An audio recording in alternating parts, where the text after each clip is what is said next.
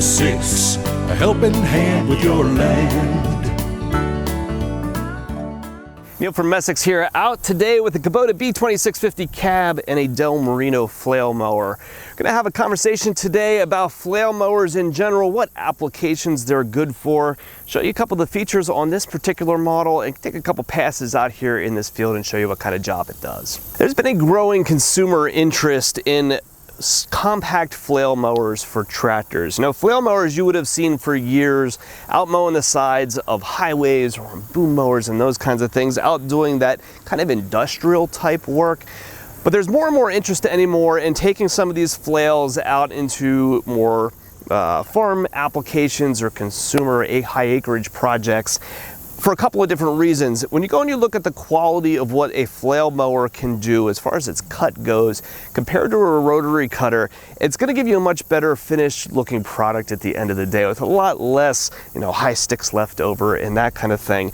That's because of the way that these things cut. So inside of them, you basically have something that looks a lot like a rototiller. You have a counter rotating drum that runs in reverse with either grass knives on it or hammer knives. And those hammer knives are supposed to be for more woody or rough applications, where a grass knife is going to give you a cleaner cut.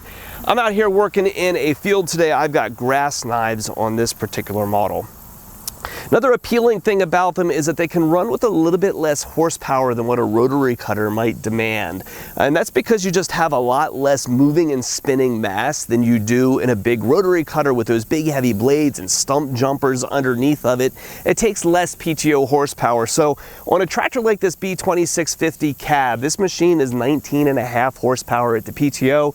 You flip on that air conditioner like I'm going to be doing today, and you're going to have a little bit less than that. Having something like this flail just demands less horsepower from the tractor over its larger cutting width than what a big rotary cutter might. It also runs very quietly compared to a rotary cutter. I can hardly hear this thing turned on when I'm sitting inside the cab. And the dimensionally, it's a lot more compact on the back of the tractor, so it doesn't have the long tail that a rotary cutter has on the back of a tractor. However, flails are far from perfect. There's a tendency of guys to look at flail mowers as a replacement for a rotary cutter, kind of like a better rotary cutter in some fashion because of that nice cut that it gives you. But it is not. Don't be fooled into thinking that these things can handle woody debris in the same way that a rotary cutter can. Speaking personally, for myself, when I came out here with this thing for the very first time, I went about 100 yards out here and caught about a 3-inch branch that was laying in this high grass that I didn't know was there. And I pulled it up into the rotary cutter and jammed that branch up into the inside, taking several hours to get the thing removed. It is not meant for that kind of big, heavy work, right? If I had run over that same branch with a rotary cutter, the mower would have hit it and knocked it out the side and we would have gone on. But because of the counter rotating nature of these things, if those knives or hammers catch any of that woody debris, it will pull it up into the mower, jamming it up underneath the top of the hood. Much in the same way a counter rotating rototiller does. When we sell rototillers, we can sell them either forward rotating for that rockier ground when you don't know what's in there, or counter rotating where they're more aggressive and they pull themselves down into the ground. But we always got to caution guys that those counter rotation models, you pick up those rocks, you pick up those sticks, whatever, with either the flail or the rotary cutter, you're going to have the same result. You're ultimately pulling some of that debris up into the mower. So we start talking about that woody debris. A lot of guys will look and say, well, hey, I can get a flail mower with hammer knives on it, right? You can, but those hammer knives really still aren't made for that woody material. Again, going into that counter-rotating nature of these. Hammer knives are going to do a fine job with, say, small sticks and that kind of stuff and shred and grind that up a little bit better, but it's still not a replacement for a rotary cutter. You'll notice if you go and you run over, say, a stick about 1 inch around or something like that, a flail with hammer knives on it will push it over, and they're kind of hit at it a little bit. But it's not like a rotary cutter where you've got that big knife that's going to come around and slice that off and knock it down to the ground. It lacks that aggressive nature that the rotary cutter has. However, we've got all these pros and cons here, right? While we like the rotary cutters for that heavier woody type material and working in the woods and clearing trails and that kind of stuff, When we move into maintaining pastures and that kind of stuff like I'm doing out here today, flails can be excellent for a number of reasons. So in an application like this, I really like a flail mower for a number of reasons. One, because of the lower horsepower requirements, we could generally get away with a larger, wider flail than what you would be able to get away with a rotary cutter. So I'm going to get this job done out here more quickly. They also sell these in offset models where they're either permanently offset to the side, or in the case of this Morino right here, I can pull a pin and swing it and choose what kind of offset I want, either centered behind the tractor or thrown to the left or the right side.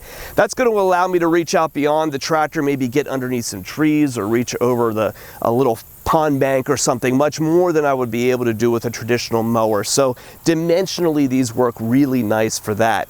Again, going into the quality of cut that we're going to leave, a rotary cutter in a lot of these applications is going to leave a bit of a rough cut at the end of the day. It doesn't give you anything that's, say, finished looking. You're often going to end up with some long sticky material and that kind of stuff left over.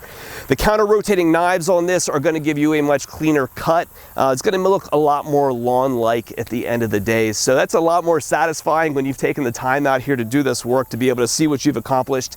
The finish looks fantastic. All right, mowing with the Morino flail. So here's the thing that impresses me the most about this thing, actually.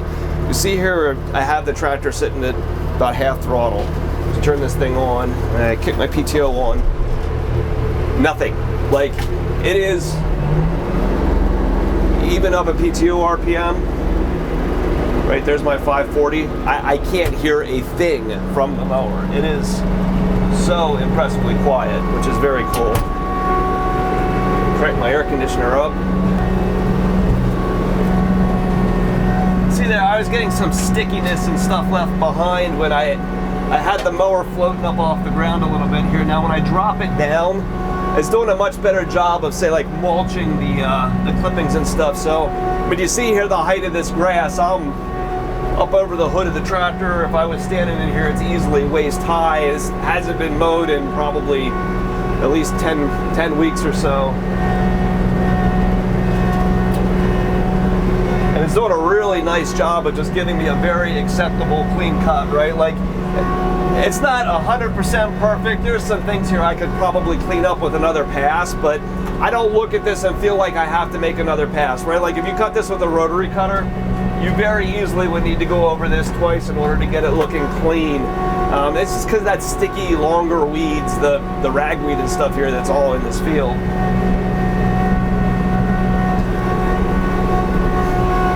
When I get out of the areas here that don't have those sticky weeds and it's more, you know, clover and natural grass and that kind of stuff, the finish coming out of the back is just dead nuts perfect. I mean, there's absolutely nothing that you could ever complain about.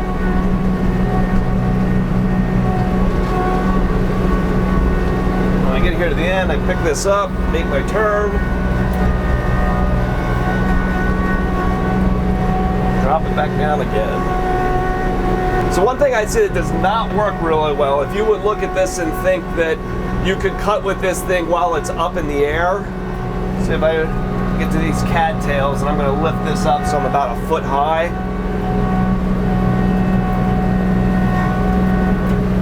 It doesn't cut properly at all, right? So in order to kind of get that mulching effect of that drum against the ground, you do need to be setting the thing down the whole way. So not something that you want to kind of float up in the air, right? You take your 3-point hitch, drop it the whole way to the ground, and let the mower float there on its skid shoes.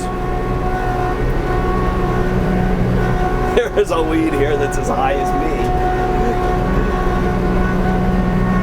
And how do we do on it?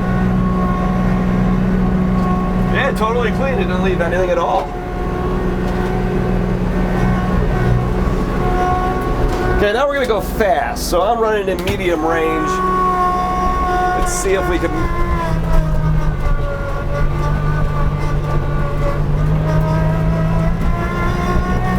So more horsepower here would help. So this is about as fast as I can reasonably go and mow. And I left a little bit of skipper and stuff there in the middle. I mean, you wouldn't ever want to run the thing like that, but I just think it's interesting, right? Like, if I had the horsepower, could I tear off and be more productive? Yeah, I think I could. So we talked a lot about flails in general and their applications and how they can work for you. Let's talk a little bit about this Del Morino one in particular. There's a couple things that I like about this company. This is an Italian-made tiller. Despite the fact that the name of this series is Funny Top, which is like the most Chinesium sounding thing I have ever heard, it is an Italian tiller company, an Italian company. Del Morino makes a whole lot of things, not just flail mowers, but if you know much about the implements that come out of Italy, you'll see like a lot of sickle bar mowers, small hay equipment, that kind of stuff. Italy has a pretty good reputation for making good quality implements. And you can see that when you look around here. A lot of the big block bearings and everything on here are some really good heavy parts. The gearboxes on here are Italian, not Chinese gearboxes. The shafts and everything here are brand name shafts. They take the time to put on nice hardware and parking stands and that kind of thing. It's a good quality implement. I say that because a lot of this kind of stuff that you frequently see will come out of China, and it's going to come through at a lower price point than what this does. And if you're in some kind of application where you're like really periodic use, that might be okay, but the one thing you want to be very, very careful of is part support. An implement like this is generally sold through a stateside distributor. So in the case of us, this is distributed to us by a company called Cummins and Bricker that's about 45 minutes away from where our store is. They distribute these things to a large section of the Northeast. The big value that that company brings when we have implements like this is that we actually get stateside support for them. So when I went through and plugged this thing up with the stick the other day, I burned out some of the belts down here on the end, and they were very easy to come by just by phoning up Cummins and Bricker and able to get those parts. And that's something that you absolutely don't get when you go and you buy a boxed tiller that comes in a metal crate from someplace in China. That stateside support is extremely sketchy. So there's value in buying good implements, especially things like this that are digesting rocks and sticks and that kind of stuff, despite your best efforts to be very kind to these implements. If you're have the same kind of luck that I did here the other day, you know, sticks and stuff get jammed up in these things and you can screw them up even when you're really trying not to. So if you have any interest in a tiller like this, this is a line that you'll find on our website. You can check out the pricing, click there in order to get a shipping rate and find out what it costs to get one to your door. So if you have parts needs for machines you've already got, you're shopping for a piece of equipment and we can help, give us a call at Messick's. We're available at 800-222-3373 or online at messick's.com.